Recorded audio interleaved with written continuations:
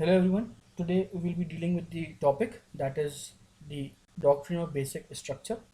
Now, nowhere in the constitution you will find as to what is the doctrine of basic structure, as the same has not been provided in the constitution itself.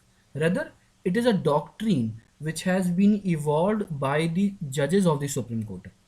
Now, what was the purpose of this doctrine? The purpose of this doctrine was to secure and save the basic sanctity of our constitution. Now, when the parliamentarians started amending the constitution, they also started touching the very soul of the constitution.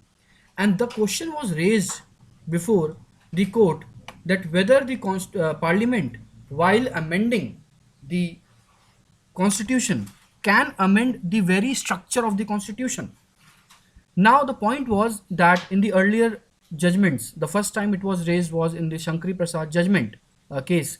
It was said that yes, the parliament has power to amend the constitution. Now that means that it is an absolute power and they can amend. Now what was the purpose of amendment? See, any constitution or any nation to develop, it is very important that the nation's laws and the structure is dynamic. And the law to be dynamic, the constitution itself has to be dynamic. It can be dynamic only when it is flexible. Now, our constitution is not too flexible and not too rigid. The parliament has the power that as and when it is required, they can amend the constitution to bring it to the present demands. Accordingly, the amending power has been provided under Article 368 of the Constitution.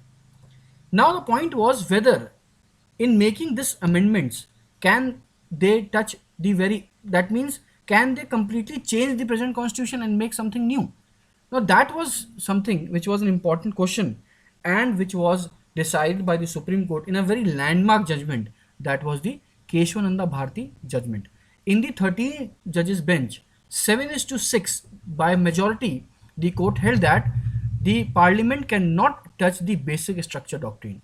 Now, what was the basic structure? That was not provided by the court. The court said that the basic structure will be depending upon the facts and circumstances of the case.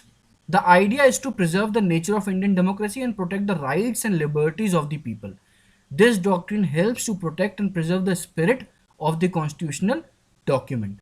Now, the judgment gave certain basic structure concepts, that was the supremacy of the constitution, that means nothing can be above constitution, unity and sovereignty of India, democratic and republican form of government, that means the government can never be undemocratic, federal character of the constitution, that means the federal structure can never be touched upon, secular character of the constitution, separation of power, that means the three authorities, executive, legislature and judiciary, will always be separated, freedom of the individual, that means article 21, 14 and all these articles.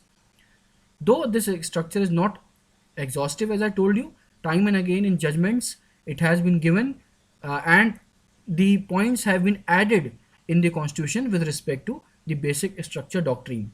These points are rule of law, judicial review, parliamentary system, rule of equality, harmony and balance between the fundamental rights and DPSP, free and fair elections, limited power of the parliament to amend the constitution, power of the Supreme Court under Article 32, 136, 142 and 147, power of the High Court under Article 226 and 227.